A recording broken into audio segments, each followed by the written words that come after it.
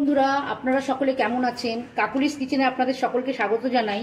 আজকে আর একটা নতুন রেসিপি নিয়ে আপনাদের সামনে চলে এসেছি, কড়াইশুঁটির কচুরি। আজকে আমি কচুরিটা মশলা দিয়েই কড়াইশুঁটির কচুরি বানাবো। মশলা দেওয়াটা এটা অনেক কদিন আগে আনা হয়েছে বলে এরকম ট্যাগ বেরিয়ে গেছে, করা হয়নি বলে আজকে এটা দেখাচ্ছি। আর এই কড়াইশুঁটি নিলাম, আর লাগবে কাঁচা লঙ্কা।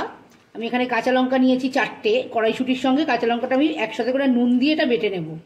আর এই শুকনো খোলায় এই শুকনো লঙ্কাটা আর খানিকটা জিরে আমি শুকনো খোলায় ভেজে নিয়ে এটা গুঁড়ো করে নেব।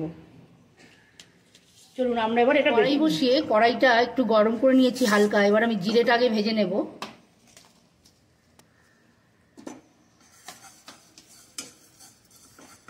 হালকা আছে, এটা ভাজতে হবে।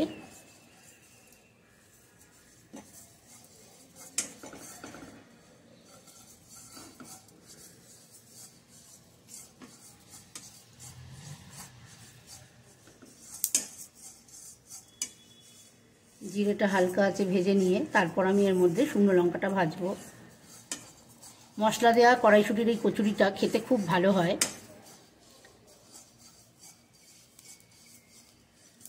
আপনারা ট্রাই করে দেখতে পারেন। হয়ে গেছে আমার জিরেটা। এবার আমি জিরেটা নামিয়ে নিয়ে এখানেই শুকনো লঙ্কাটা ভেজে নেব।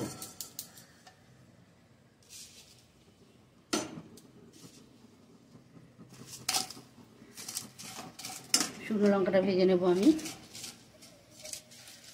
কড়াই বসিয়েছি, কড়াইতে খানিকটা তেল দেব।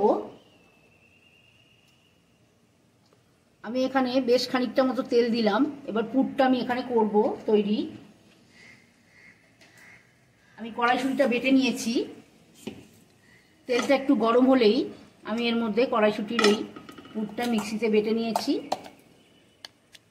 এইটাকে আমি তেলের মধ্যে ছেড়ে দেবো।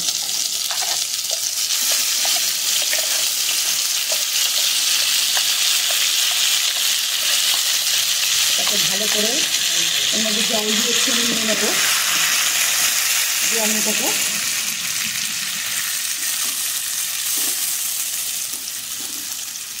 অনেকটা জল শুকিয়ে গেছে। এবার আমি এর মধ্যে মশলাটা দেব। জিরে আর শুকনো লঙ্কার যে আমি গুঁড়োটা করে নিয়েছিলাম এটা আমি পুরোটা দিয়ে দেবো এর মধ্যে।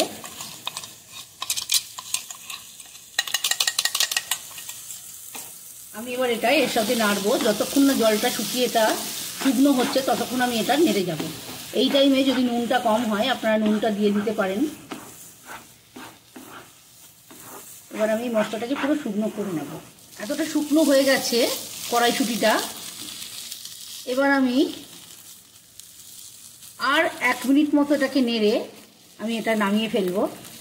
খুব বেশি শুকনো করব না, তাহলে পুরটা ধরবে না, ঝরঝরিয়ে পড়ে যাবে। তবে আরেকটুখানি এটা রসটা শুকোবে।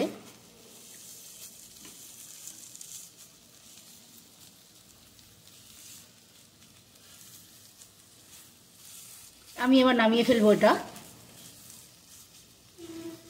মেখে নিয়েছি, পুরটা ঠান্ডা করতে দিয়েছিলাম। এবার আমি ময়দাটা মেখে নিয়েছি। এর মধ্যে আমি 3 ভাগ আটা দিয়েছি, 1 ভাগ ময়দা দিয়েছি, দিয়ে আমি এটা মেখেছি। অল্প নুন আর সামান্য তেল দিয়ে ময়ম দিয়ে আমি এটা মেখে নিয়েছি। এবার আমি এটা খানিকক্ষণের জন্য রেখে দিয়েছিলাম, 20 মিনিট মতো এটাকে মেখে রেখে দিয়েছিলাম। এবার আমি এটার থেকে লেচি কেটে নিয়ে এর মধ্যে পুর ভরে নেব।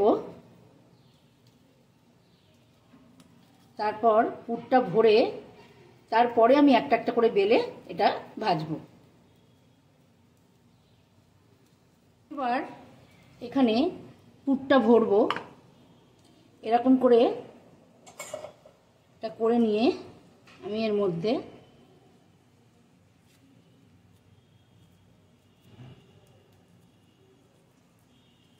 এটার পুরটা ভরলাম এরকম করে, মুখটা ভালো করে।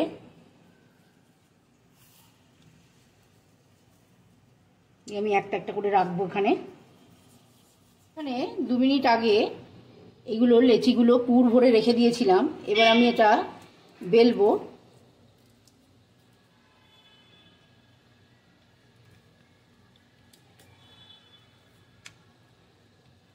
হালকা হাতে বেলতে হবে যাতে ফেটে না যায়। আমি বেলে নিয়েছি। এরকম করে আমি কচুরিগুলো বেলে নেব।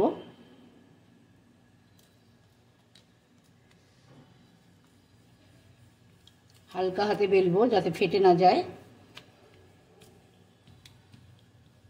এটা খালি ময়দার করলে পরে এটা হয় না, ফেটে যায় বেশিরভাগ কচুরি। তাই জন্য আমি এটা 3 ভাগ আটা আর 1 ভাগ ময়দা নিয়ে আমি এটাকে করেছি।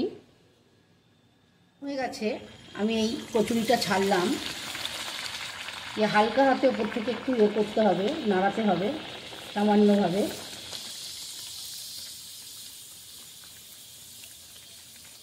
আস্তে আস্তে এটা ফুলে উঠবে।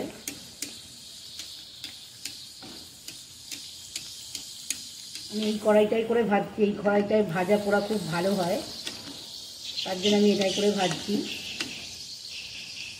একটু গোল্ডেন ব্রাউন ভাজাটা হবে।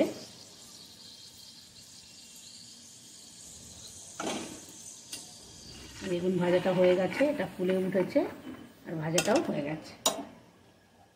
এরকম করে আমি সব কচুরিগুলো ভেজে নেব। কচুরিগুলো ভাজা হয়ে গেছে, এবার আমি প্লেটিং করছি।